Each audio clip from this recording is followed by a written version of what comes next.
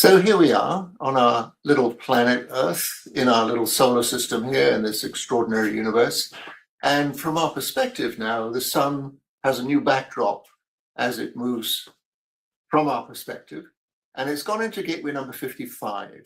And 55, we're up in the top left side of the wheel now in the Imbolc pagan season. And the bottom trigram for each of the hexagrams here, fire. And we're going to notice that these gateways now are all in the emotion center, or the ones we're looking at the moment, right? So all having fire in the belly, this fire to play in life.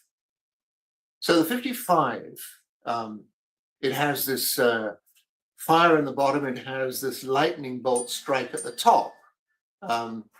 So it's kind of this arousing energy on top of the fire. And the gate 55 is the gateway we call abundance. It's the gateway of spirit. I call it abundant spirit. And it's just a reminder that we live in an abundant universe. And abundance doesn't understand anything about economics or, shortages or, impossibilities. The 55 is the gateway of just anything. Out of all the 64 hexagrams in the I Ching, it's probably the least reasonable hexagram. So just if you have the 55 somewhere in your chart, you'll know there's a part of you that is just not reasonable, right? You don't always have to fit in or go along with everybody else's prescriptions of things, right? It doesn't understand about logic. It doesn't understand about history. It just wants to get on with life. And so abundance, when we're in this experience of abundance and our spirit nature, reminding ourselves we're a spirit running this life show in this human body. So we're joining the two elements together to be one while we're here, right? No separation at all, just the spirit within the context of being human. And so what is the ultimate experience of that? Freedom, right? The 55th gate really ultimately represents freedom. And so we have to understand there's three levels of freedom, three different, completely different concepts of freedom. There's freedom from, right? The moment I've done with this thing, the moment I finish with that, I get away from this, I'm going to be free. Well, it has an attachment, right? We're actually tied into something. And then there's freedom for, now, yes, I got all this space and time to be free for this. And again, there's another attachment. We're tied into something. And so in its highest possibility, the 55 is just free. And that's where we start with this particular hexagram, realizing we've all been bamboozled. We've all been told, there's so many restrictions here. You're not allowed to do this. You're not a free spirit. You're not allowed to be a free spirit. And this 55 really is an important one for us to understand that, yes, we are free. And all the shackles and all the bad information, all the things, the rules and regulations and the belief systems and everything we've been told that's tied us down. The 55 just, in its very own way, tries to deal with that and just say, well, maybe this doesn't necessarily apply. And so we're looking into to start off with here, the personal life theme of the sleeping phoenix. To me, this is a beautiful mystical name for this particular life theme, the sleeping phoenix. The phoenix is a magical bird. And it has to be said, for all of us, we are moving into a time where the 55th gateway and this particular life theme is going to become the life theme for this whole globe, for this whole planet. You see, there are certain seasons that run. They run in certain hundreds of years. And the season we're coming out of is the season of planning. And that's going to be the next hexagram we look into, the 37 and the 40 and the 9 and the 16. But right here, the 55 is this sleeping phoenix that is going to categorize the nature of the next several hundred years for life on this planet. So we're coming out of this age of planning, governments and arrangements. And the whole thing has been about questioning whether we've been told something truthful or not. That the 63 we're going to look at presently gives us this whole quality of doubts. What have we been told? What's real here? And so we're coming out of this age of planning where we've investigated science, we've investigated, what it is that really is the truth here. And we're coming into this age of the sleeping phoenix. And it's happening very quickly. And you'll see when I look through the gateways involved here exactly why this is taking place. But the key here is gate 55, freedom, to be free. So in this moment, we're watching AI take over, right? It's got our Rolodex, it's got all our contacts, all our information, everything we need to know ever, right? Is going to be on AI. I can do all kinds of stuff. The robots, they're going to take over the JOBs, the silly things that we have to do just to earn a crust. So what are we going to do instead? We're all going to become unemployed, or we've got so many things that are going to get taken over for us in life. I was just remarking this morning, talking to a bot, to try and get some kind of an appointment arranged. We're going to have to learn botese or bot English or something or other, how to relate to these things.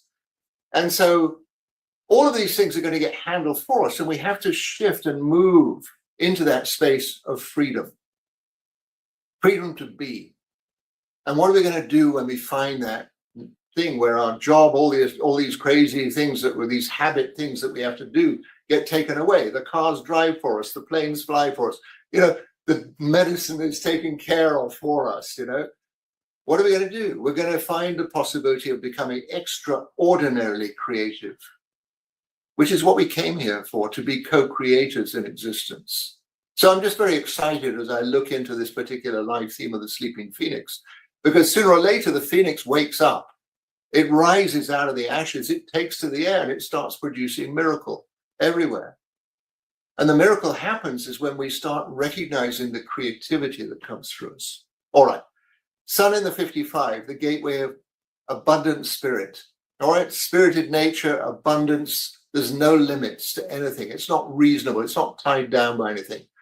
The unconscious the earth in gateway number 59. 59, the gateway of fertility, if you will. It's the scattering of the seed, dispersion. It's putting out this life force energy in a very creative way to benefit the nature of the family, the tribe, the community, right? Through either producing children or through doing great creative, thoroughly grounded, sacral energy works. The unconscious sun in gateway number 34, this is gateway of power that comes out of the sacral center. This is the only asexual gate in the sacral center. It's not about sex, it's about power, raw, sacral, life force power. And if you have the 34 in your design, you'll know you've got this power. You have to learn how to use it well. And on the unconscious earth in the 20 of the now, present tense. And those of you who are understanding human design know this 2034 makes up a channel. It's the channel of being busy. It's the channel of charisma, that you move into a room and the energy of the room changes. And everyone says, oh, this person looks very competent and capable. Let's get them to do everything for us. And people with this channel have to be really careful being taken advantage of just because they have this extraordinarily powerful energy to move stuff. So the sleeping phoenix, right, is coming into the lives of everybody on this planet. That's the nature of these next several hundred years. 55, pure individuality, pure outside of the realms of logic and restriction and outside the realms of religious fervor and fanaticism, right? Pure spirit. The 59, this gateway of dispersing life force energy towards great creativity.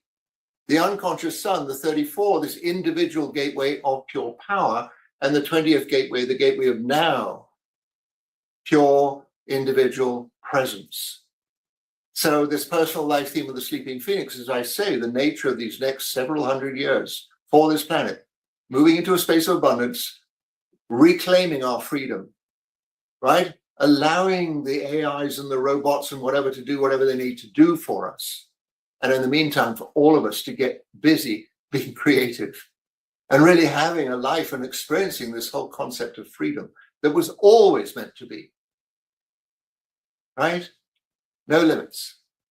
So then the sun moves on and goes into the the fixed life theme of moods. Right, again, the sun in the 55, the earth in the 59, but here the unconscious sun has slipped over into gateway number 9, the gateway of applied details, right? What is needed to have everything lined up so things work beautifully. And the unconscious earth into gate 16, which is this gateway of selectivity and be able to see, what is it that we're going to put energy towards and what's going to work and what's not so good. How do we get this critical perception to recognize things that are functional and not so much? So the nature of this particular life theme is moods, is to realize, spirited nature is not restricted to just being in a happy space all the time. The 55 has these huge swings in energy. Energy can go up and it's like, wow, amazing. And energy can go down. It's like, woo, bordering on depression. And we have to understand about the 55. It's not reasonable. Right? You can't say that you're in a mood just because of so-and-so or because of such and such. It's a cosmic thing.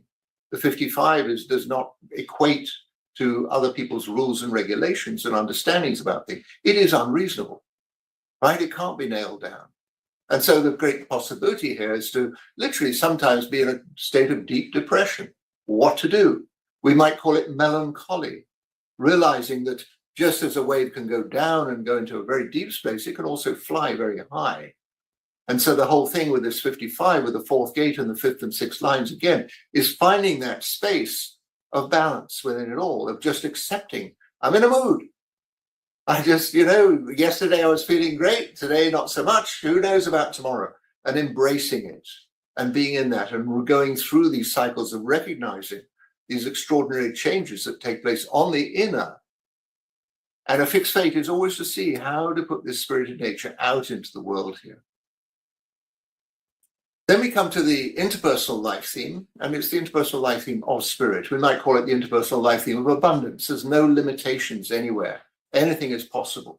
Anything is possible. And again, the sun in the 55, fifth and sixth lines, this is spirit that is very powerful in its presence here. And the 59 also can be very seductive or very much, drawing people or being very clear about how we relate in the best and most creative possible ways with each other. And then the unconscious sun in the 9, again, assembling all the details that are needed to put things together.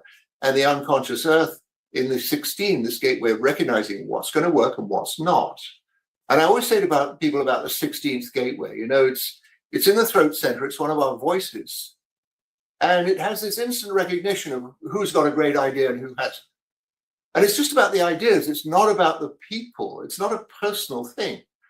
And people with the 16 have to be really careful sometimes how they address the fact that somebody has produced something that's really useless. How do you tell them? How do you let them down gradually and just say, it looks great on the surface, but, it's going to need a lot of work to make it work properly.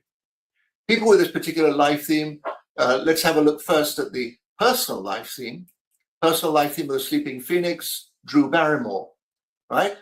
She's a mysterious character. Goodness knows she goes through, and she somehow draws all kinds of great things out of people. Kurt Cobain, you'll know, he had this extraordinary effect on the world. This sleeping phoenix, he somehow awakened the team spirit in around the world before his unfortunate demise. Alan Rickman, talk about a genius actor. Unbelievable, the quality of his presence and purpose in life.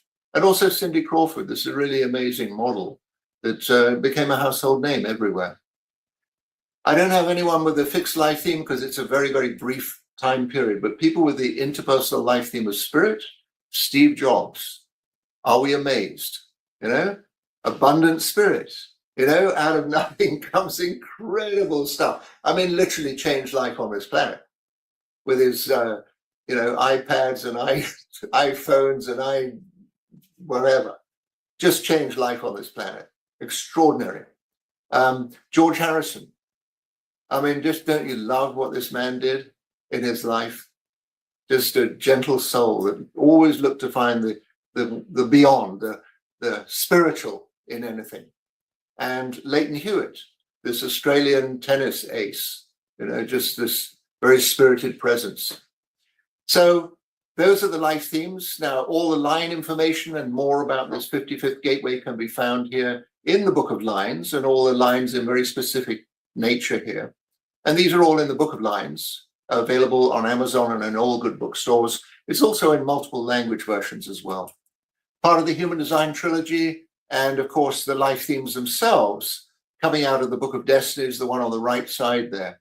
But all of these very much part of a Human Design collection to know what it is that's really going on in your world, what's going on in your family's world. And that's it, the sun in the 55. Very, very important for us to recognize what is the nature of the 55? Freedom.